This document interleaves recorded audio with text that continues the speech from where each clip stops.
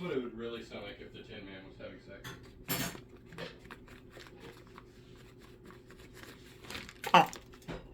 Or as he calls it, stirring his spoon.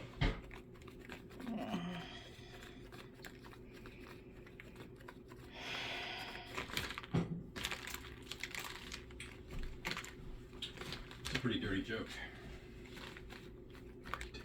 Yes, I am taking a video.